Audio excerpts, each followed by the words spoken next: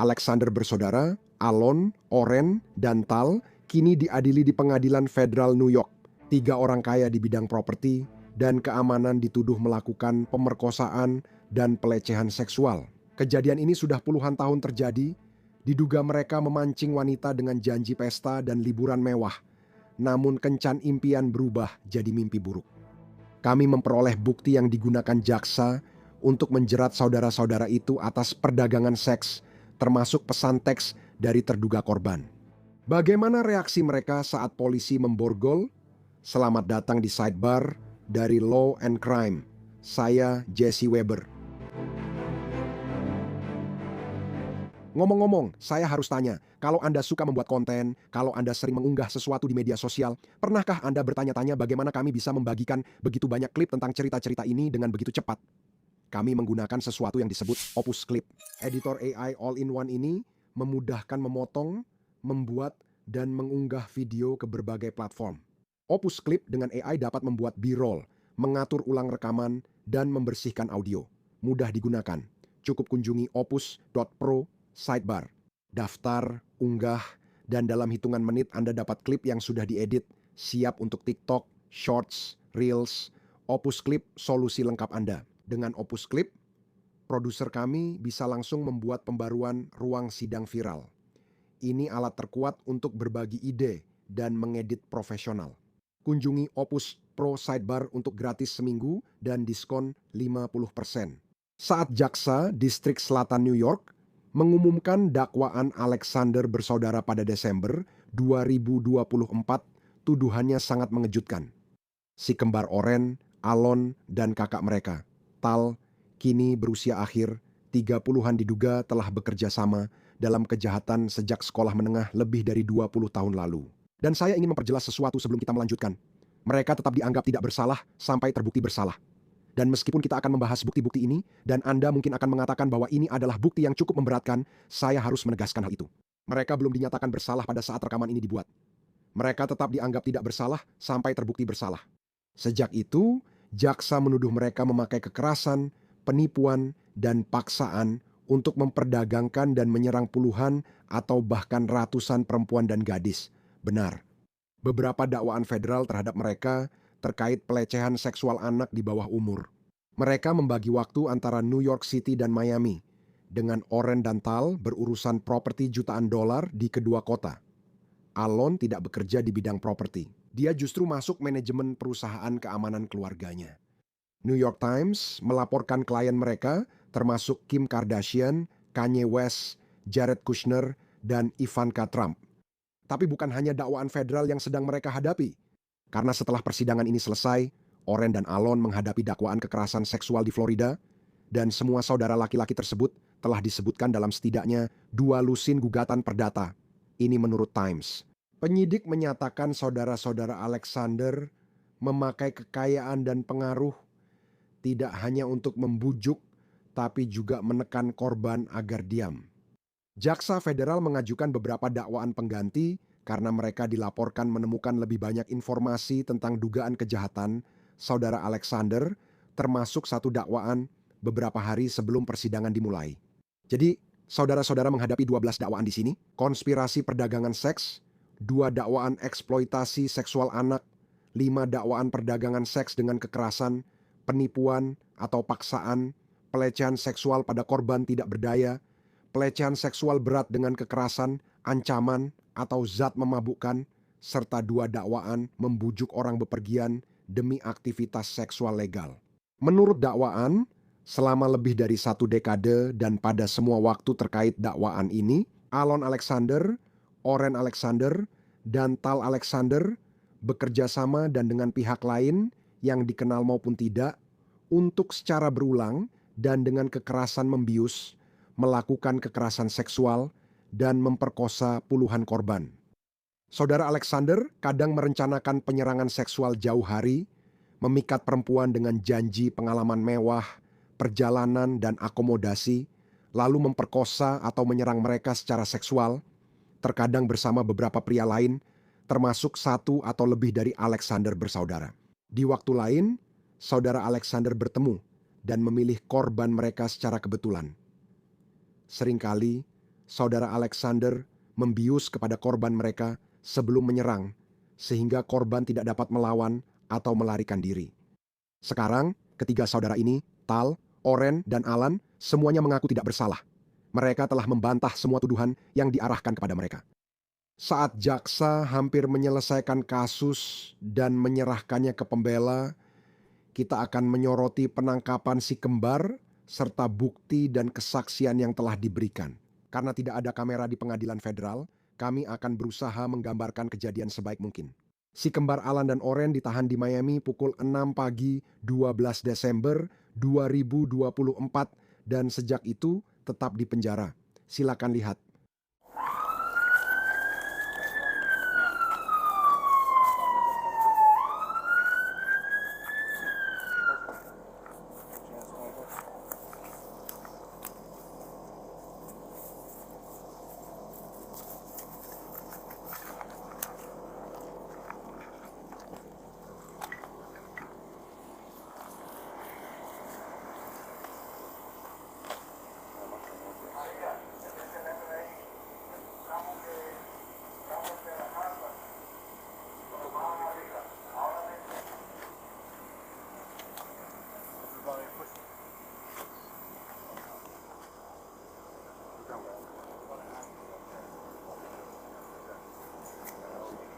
Apakah kamu punya tenda kemah? Tidak. Tidak apa, aku tidak bisa keluar. Tempatnya benar-benar sempit di sini. Kamu mau berhenti, aku tidak mau di sini. Kenapa kamu mau naik? Aku juga akan naik.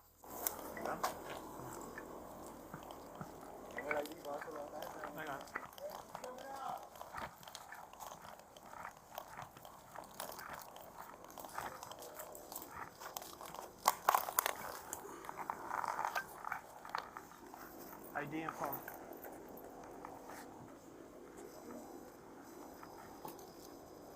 Kursus akan berkeliling.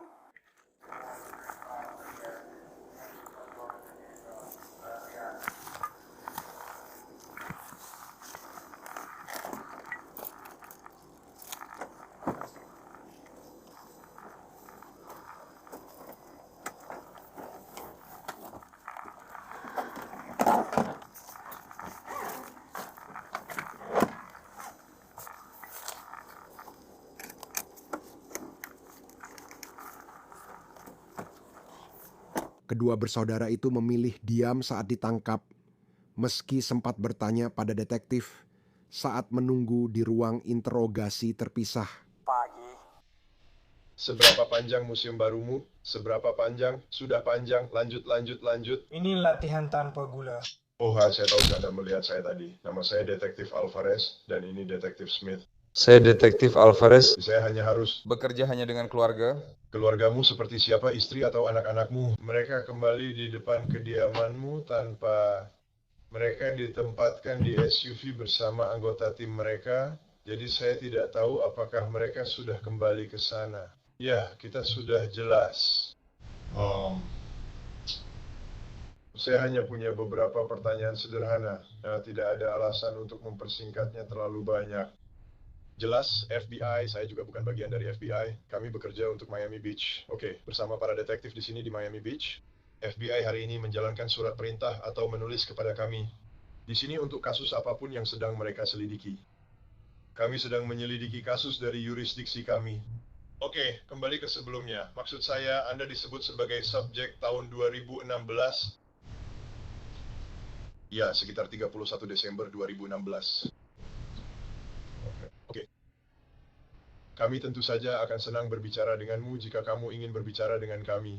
Jika itu sesuatu yang ingin kamu lakukan atau tidak, itu terserah padamu. Aku benar-benar seorang pengacara.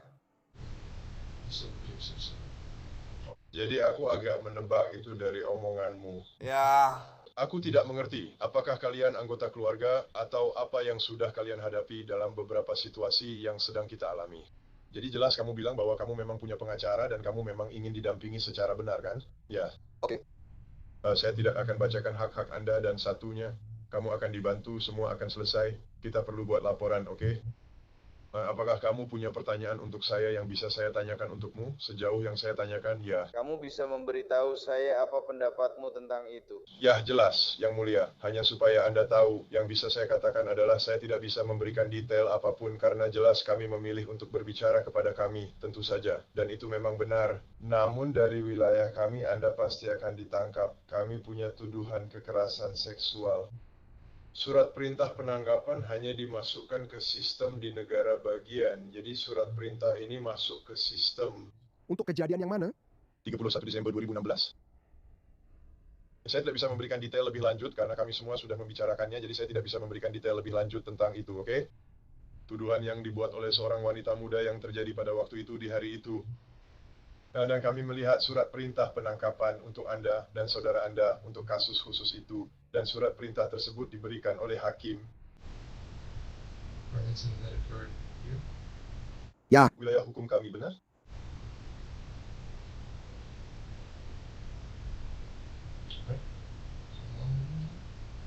Sudah hampir 8 tahun. Beberapa fungsi awal sebelum kami mendapatkanmu.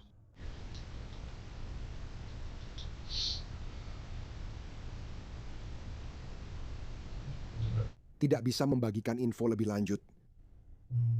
Saya tidak dapat membahas detail penyelidikan saat Anda meminta penasihat hukum. Namun jika ingin berbicara, saya bisa membagikan lebih banyak informasi. Saya dapat mengarahkan Anda ke bagian-bagian dari kami di situs web, dan itu sepenuhnya terserah Anda. Jelas.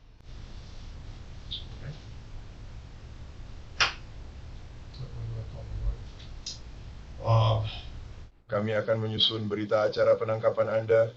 Anda akan dipindahkan lalu bisa menikmatinya. Terima kasih, Pak.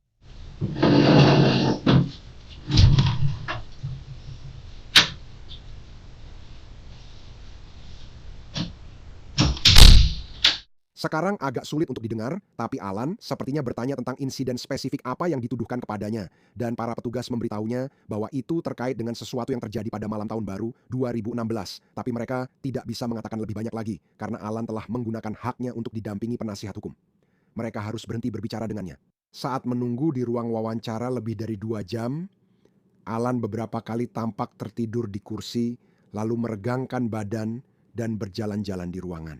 Bahkan Alan sempat menatap langsung ke kamera yang mengawasinya. Bolehkah saya ke kamar mandi?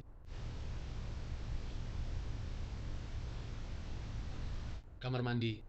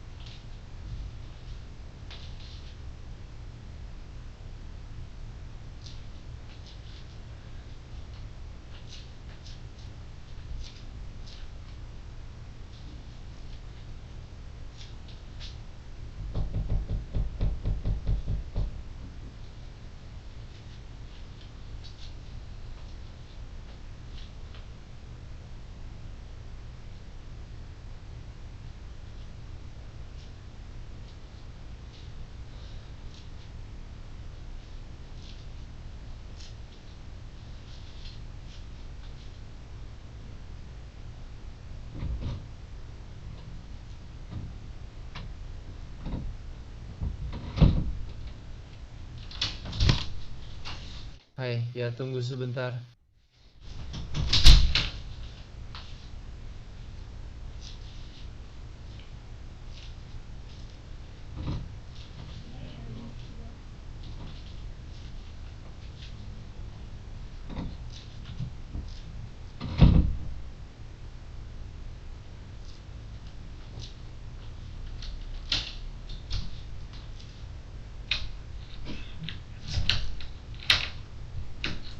Terima kasih. Sudah selesai? Kamar mandimu tolong sebentar.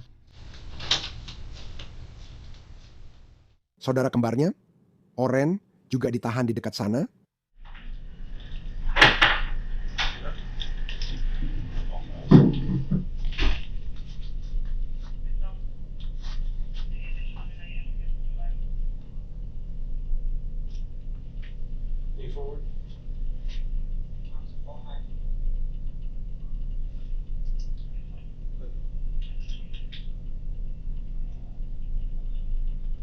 Letakkan tangan di atas kepalamu. Condong ke depan sedikit lagi. Ada kunci di sampingnya.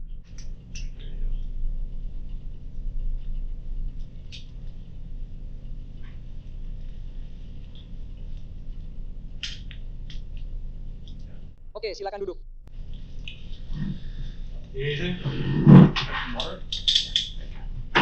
Oren sempat tidur sebentar sebelum tim detektif datang. Ia khawatir tentang dirinya dan punya pertanyaan soal istrinya.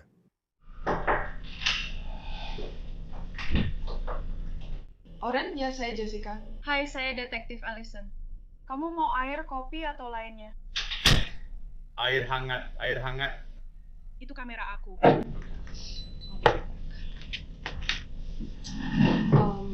Jelas, seperti yang kita tahu, FBI sedang melakukan penyelidikan mereka sendiri di rumah Anda. Saya tidak ada hubungannya dengan itu.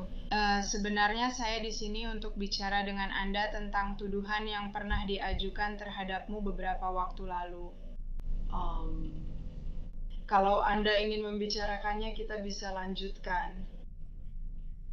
Jadi kamu tidak terlibat dengan FBI? Tidak. Jadi FBI. Saya tidak bisa membahas apa yang mereka miliki karena saya tidak bekerja dengan FBI atau kepolisian Miami Beach. Jadi itu memang terpisah. Saya menyelidiki kejadian di wilayah hukum kami 1 jam setelah tiba di pantai. Kapan? Itu terjadi beberapa waktu yang lalu, sebuah insiden yang terjadi pada tahun 2017. Di mana? Saya perlu tahu dulu apakah Anda ingin membahas ini dengan saya. Saya juga harus membacakan hak-hak Anda sebelum lanjut, tapi keputusan tetap di tangan Anda. Aku tidak akan berbicara tanpa pengacaraku. Oke, aku benar-benar mengerti itu. Apakah Anda punya pertanyaan untuk saya? Jelas bukan terkait kasus ini, karena dia sebenarnya adalah penasihat hukum. Ya, di mana istriku? Saya yakin dia tetap di rumah. Saya tahu dia sedang hamil besar. Menurut saya, mereka sangat mengenalnya sebagai teman dan wanita berhati besar. Yang saya pahami, dia masuk ke akun ibunya. Saya kira itu maksudnya, tapi saya tidak yakin. Saya melihat mereka di sana dan mereka baik-baik saja. Oke. Jadi Anda tidak ingin bicara dengan saya tanpa pengacara, benar? Benar. Oke, tidak masalah. Saya akan melepas kamera. Ini air panasnya. Kalau butuh sesuatu, ketuk saja. Terima kasih. Apakah mereka akan berbicara dengan FBI? Tidak, sejauh yang saya tahu tidak.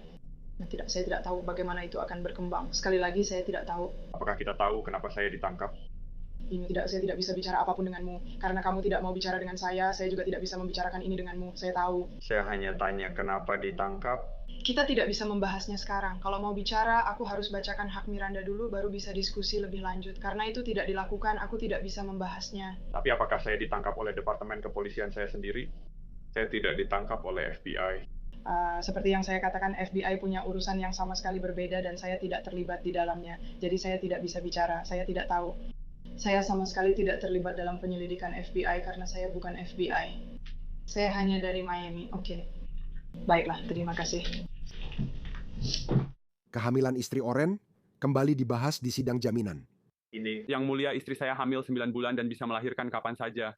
Dia sangat bergantung pada saya saat persalinan, apalagi keluarganya di Brasil. Dan karena ini dianggap sebagai kejahatan berbahaya, saya diwajibkan untuk menahan Anda tanpa jaminan. Ada juga penahanan federal, Hakim. Dia ada, Yang Mulia. Dia punya seluruh Jaminan ditolak, omong-omong.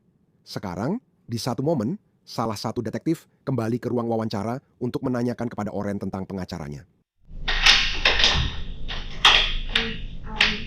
Apakah kamu tahu nama atau info lain tentang pengacaramu? Saya belum tahu pengacara yang akan dipilih. Oke. Kami punya pengacara di New York. Isabel Kirchner, apakah itu yang kamu lihat? Apakah itu Isabel Kirchner? Isabel Kirchner. Benar. Oke. IRSR. CS. C. SCH mungkin? Bisa jadi. Isabel Kirchner dari New York. Benar. Apakah kamu punya yang lain yang mungkin kamu pikirkan? Saya tidak yakin mana yang akan bekerja sama dengan kita di sini. Oke, terima kasih. Bolehkah saya bertanya, apakah saya ditahan? Ya. Untuk apa? Nah, ingat. Kamu tidak mau bicara denganku di sini? Ya, bicara dengan itu. Ditahan karena? Jika kita ingin duduk dan mendiskusikan kasus-kasusnya, ya. Tapi kamu bilang padaku kamu tidak ingin bicara denganku tentang penasihat hukum, dan aku menghormati itu. Aku senang untuk kamu memberitahuku kenapa aku ditangkap atas tuduhan apa. Aku akan jelaskan rinci, tapi karena kamu tak mau bicara soal penasihat hukum, aku tidak lanjut bahas, oke? Dan menurutku, anehnya mirip dengan saudara kembarnya, Oren juga bangun, berjalan di ruangan, dan minta izin ke kamar mandi.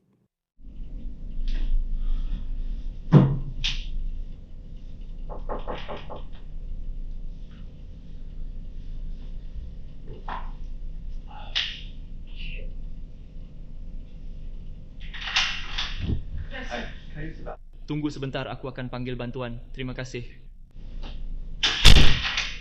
Jadi setelah berjam-jam sendirian di ruang wawancara terpisah itu, Alan dan Oren dibawa ke penjara. Hei, kamu akan dipindahkan. Sir, bisa berbaring telentang untukku. Kami akan buat senyaman mungkin. Benar kan?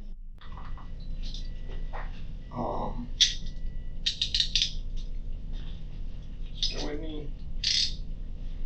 Tunggu. Lihat. Jempol di atas, telapak tangan keluar. Begitu ya.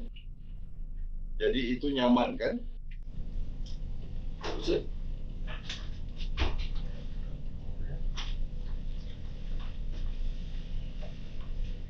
Jadi diputuskan bahwa tuntutan federal, kasus federal itu akan berjalan lebih dulu, itu yang diprioritaskan, dan para pria itu dibawa ke New York untuk diadili di sana. Kasus negara bagian, ya, di mana hanya si kembar yang menghadapi tuntutan akan menyusul setelahnya. Perlu diketahui, jika mereka dinyatakan bersalah atas dakwaan federal, mereka mungkin akan menghadapi hukuman penjara seumur hidup. Juru bicara kakak beradik itu, Judah Engelmeyer, mengatakan kepada New York Times dalam pernyataan lewat email bahwa pembela menegaskan klien kami tidak membius, memperkosa, atau melakukan perdagangan manusia terhadap siapapun. Saat pernyataan pembuka, pengacara Oren dan Tal mengklaim bahwa para pria itu hanyalah playboy, penakluk wanita yang suka pesta dan berhubungan seks dengan wanita. Mereka mendorong para juri untuk melihat lebih jauh dari kemungkinan ketidaksukaan terhadap klien mereka, tetapi untuk menentukan apakah mereka benar-benar melakukan tindakan kriminal. Itulah inti dari kasus ini. Dan Anda memiliki pengacara pembela terkenal, Tenny Garagos, yang mengatakan kepada pengadilan, dua hal bisa benar pada saat yang sama. Anda bisa tidak setuju dengan gaya hidup mereka dan tetap menyatakan mereka tidak bersalah. Jadi, bukti apa yang dimiliki jaksa untuk memenjarakan kedua saudara itu? Saya ingin membahasnya. Jadi, hampir selusin terduga korban telah memberikan kesaksian sejauh ini. Beberapa dari mereka adalah korban yang disebutkan dalam dakwaan. Beberapa orang lain juga dipanggil untuk mendukung klaim para wanita dengan cerita mereka.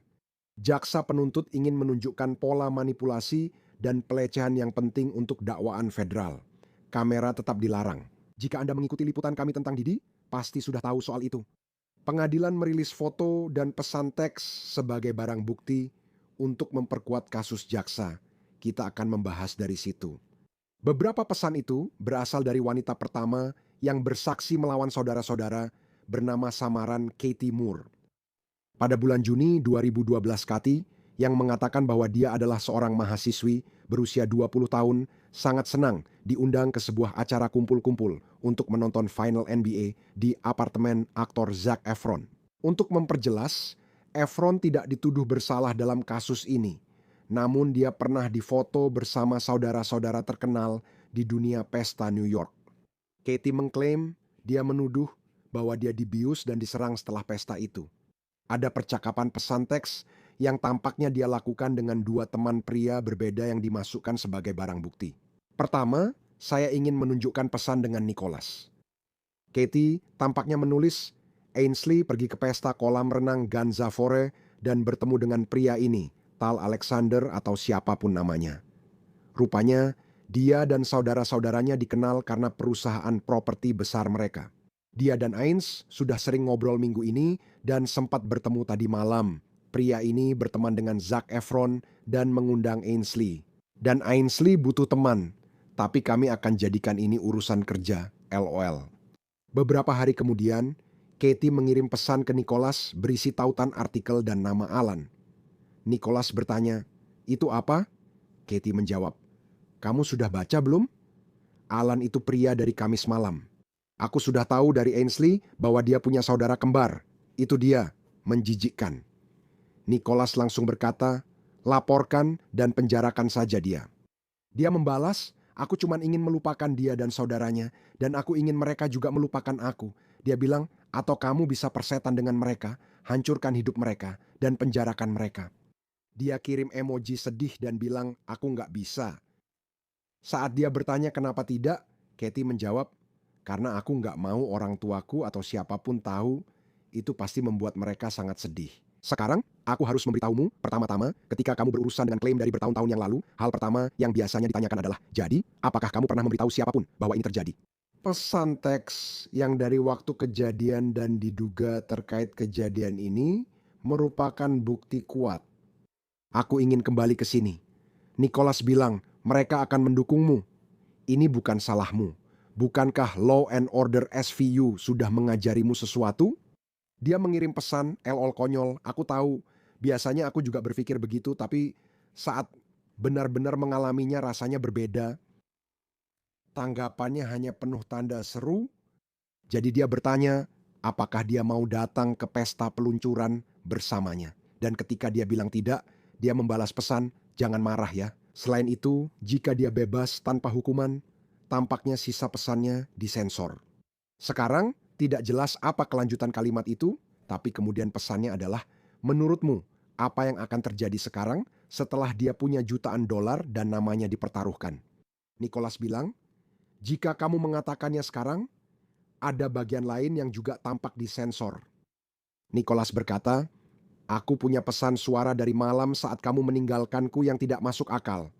Dia juga bilang Ainsley mendukungnya. Saat ditanya isi pesannya, dia menjawab tidak tahu dan itu tidak masuk akal. Dalam pesan lain, Nicholas mengatakan, "Mungkin obat itu masih ada di tubuhmu. Sebaiknya kamu tes narkoba besok. Seharusnya sudah melakukannya pada hari berikutnya." Dia membalas, "Aku tahu. Aku tahu apa yang harus kulakukan. Tapi aku benar-benar hanya ingin melupakannya. Kamu tahu, tidak ingin melihat atau berbicara dengannya lagi." Nicholas bertanya, "Bukankah kamu ingin menemuinya lagi untuk menghancurkan hidupnya dan membuatnya memikirkannya bertahun-tahun dalam sebuah kasus?" Katie menjawab, "Akan kupikirkan." Dan dia kembali mendorongnya untuk melakukan tes narkoba keesokan harinya. Nicholas kemudian berkata, "Kalau kamu mau, aku bisa bicara dengan ibunya Ian, dan dia kemungkinan besar bisa menghubungkan kita dengan teman pengacara yang baik untuk melihat seperti apa peluangmu dengan semua yang kamu miliki. Semua ini akan dilakukan diam-diam." Terduga korban berkata tidak tahu dan akan tes dulu. Jika ada hasil, baru dipertimbangkan. Jika tidak, ya tidak. Lalu dia menjawab, "Oke, satu langkah demi satu langkah, tapi lakukan tesnya besok. Ini sudah cukup lama." Mereka lalu membahas lokasi tes sebelum dia mengucapkan selamat malam. Tidak jelas apakah dia pernah screening atau tes. Pesan-pesan itu cukup meyakinkan. Selanjutnya, saya ingin membahas pesan antara Katie dan Greg. Kutipan lolok, kami bersantai sambil minum. Saya mendatangi Ines dan Tal, lalu mereka menawarkan Molly. Greg bertanya, apakah itu kode untuk yang kamu maksud? Dia lalu mencoba lagi, mengubah ejaan Molly, nama lain MDMA atau ekstasi. Greg kirim pesan, sial, kamu nge-fly semalam? Dia jawab, nggak banyak, cuma sedikit. Dia berkomentar, Kamis malam yang santai. Dan dia berkata, sayangnya.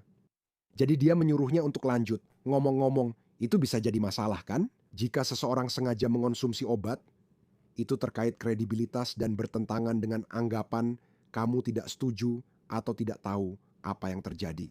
Saya tidak bilang itu terjadi di sini, tapi jelas akan dipakai pengacara pembela. Jadi ini terus berlanjut. Saya mulai sedikit merasakannya, tapi tidak pernah benar-benar sepanjang malam. Kami pergi ke Pravak. Dia bertanya tentang klub, dijawab semuanya baik. Ya, klub itu, Katie menambahkan, itu menyenangkan. Kami punya meja, keren, seperti nge-fly bareng Zac Efron, mungkin secara kiasan dan harfiah. Aku di sana dan tidak terlalu buruk, lalu tiba-tiba aku hilang ingatan. Tiba-tiba, aku kembali jadi diriku, lalu beberapa jam kemudian seperti ada saklar, aku langsung sadar sepenuhnya. Dan Greg bilang, itu sebenarnya bukan cara kerja Molly menurutku. Dan dia bilang, ya, aku juga tidak tahu. Aku di salah satu ranjang saudara tanpa busana, dan saat mencoba pergi, dia mencegahku mendorong tiap kali aku mau bangun. Greg bertanya, apa-apaan? Apa dia menyakitimu? Dia menjawab, ya, itu buruk. Ada saat di mana aku menangis, memintanya berhenti, tapi dia tidak mau. Bagaimana kamu pergi? Tanya Greg. Dia bilang ketiduran, brengsek, lalu aku pergi dan gak tahu aku di mana. Aku berjalan di dekat Canal Street. Dia bilang, aku harus meneleponnya, tapi aku menelepon Nick. Nick bilang, dia dapat pesan suaraku, padahal itu aneh. Greg tanya, kamu berhubungan dengan anak itu? Katie jawab ya. Aku bilang, nggak mau berhubungan seks, tapi dia bilang, aku sudah melakukannya. Dia bertanya, menurutmu mereka ngasih sesuatu? Molly nggak bikin kamu blackout? Dia jawab, aku tahu. Aku juga nggak tahu apa yang terjadi. Mungkin karena alkohol, aku jadi bereaksi aneh, tapi aku tiba-tiba sadar begitu saja, seperti saklar. Greg bilang itu nggak normal. Dia bilang, itulah sebabnya aku bertingkah aneh dan merasa aneh. Ngomong-ngomong, ini mungkin jadi alasan kenapa dia mungkin nggak mau melaporkan ini, menghadapi pertanyaan tentang apa yang terjadi malam itu. Mungkin dia khawatir disalahkan. Greg bertanya apakah dia sudah menceritakan semuanya ke Nick, dan dia menjawab, aku nggak yakin bagian mana saja yang sudah kuceritakan. Aku panik dan bingung, tapi dia tahu garis besarnya. Saat dia bertanya, apakah Ainsley tahu, dia bilang tidak sadar yang terjadi, tapi sekarang sudah tahu, haha. Dia datang ke sini pagi ini karena aku meneleponnya.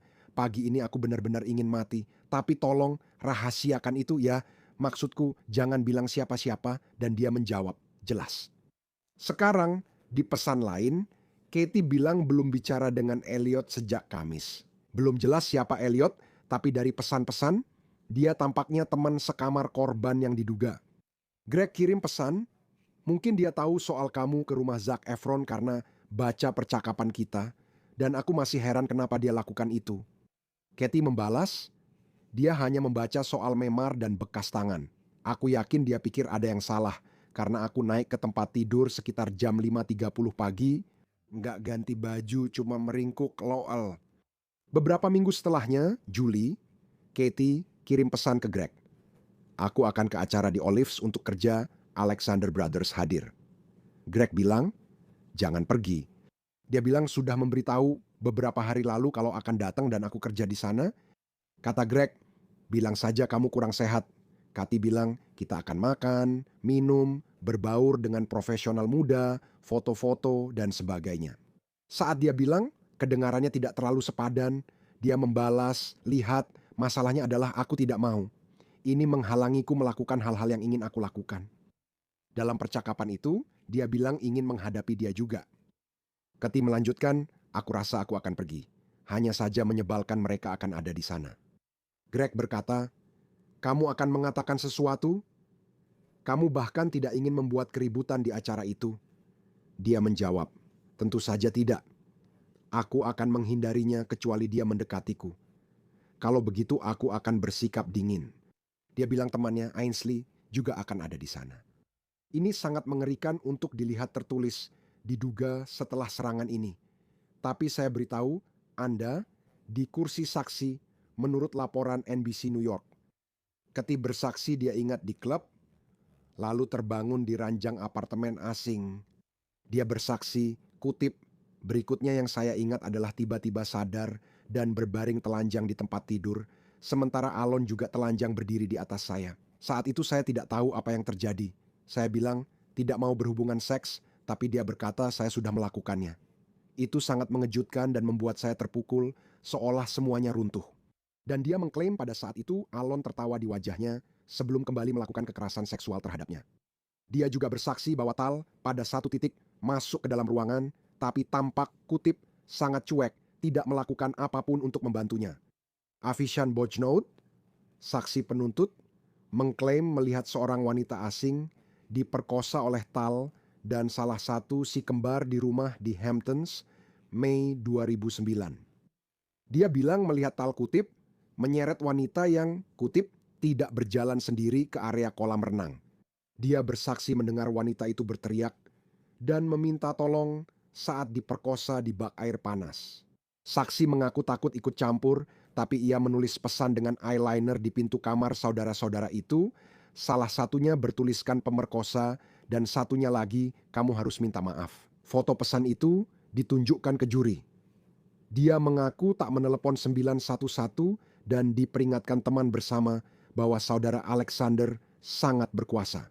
Saksi lain bernama samaran Isa Brooks bersaksi awal bulan ini bahwa ia diperkosa oleh 4 pria, termasuk Tal dan Alan, pada pesta Memorial Day saat usianya 16 tahun. Saksi lain menyatakan mereka yakin diberi minuman bercampur obat, kehilangan kendali tubuh, lalu dilecehkan seksual oleh satu atau lebih saudara itu. Jaksa juga mengajukan beberapa pesan teks para pria itu yang tampaknya membahas pembelian obat-obatan yang mereka sebut party favors. Jadi pertanyaan saya adalah, jalur pembelaan apa yang bisa diambil oleh pengacara para saudara itu ketika giliran mereka untuk mengajukan bukti dan memanggil saksi, benar? Saya akan beritahu, kita sudah mendapat gambaran jelas dari pemeriksaan silang sejauh ini terhadap korban yang diduga, dengan mempertanyakan ingatan mereka dan menuduh mereka memeras saudara Alexander yang kaya. Namun, beberapa saksi membantahnya.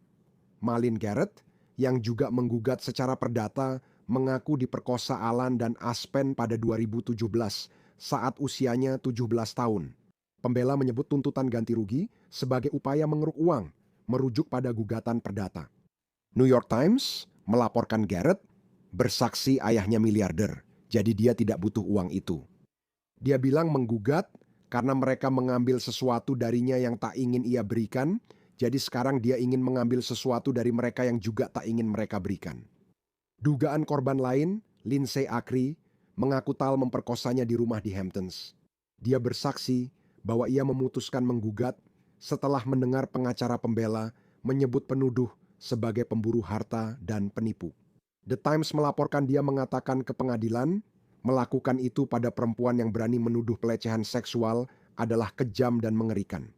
Dan dia mengatakan, jika dia memang memenangkan ganti rugi sebagai bagian dari gugatannya, dia berharap dapat mendirikan yayasan untuk membantu para korban. Kate Whiteman, salah satu perempuan pertama yang menggugat Alexander, mengaku bertemu si kembar di klub malam Manhattan pada 2012. Ia mengaku dipaksa masuk SUV yang sudah menunggu, lalu dibawa ke rumah mewah Kastil Sir Ivan, tempat ia diduga diserang.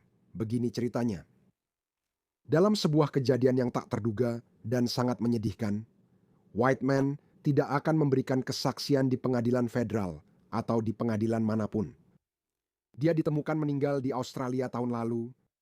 The Guardian melaporkan pihak berwenang New South Wales menyebut kematian itu tidak mencurigakan. Tetap saja, ini sangat menyedihkan jika dipikirkan. Jadi begini, diberitakan bahwa jaksa diperkirakan akan segera menyelesaikan kasus mereka, dan setelah itu giliran pengacara pembela dari ketiga pria tersebut yang akan mengambil alih. Kami akan terus memberikan pembaruan kepada Anda tentang perkembangan terbesar dalam kasus tersebut. dan memberitahu Anda apa yang akhirnya terjadi. Itu saja dari kami di Sidebar. Terima kasih sudah bergabung dan jangan lupa berlangganan di YouTube, Apple Podcasts, Spotify, atau platform podcast favorit Anda. Kami hadir di Peacock NBC. Ikuti saya di X, Instagram, dan acara News Nation Jesse Weber Live Senin Jumat pukul 11 malam waktu timur. Sampai jumpa.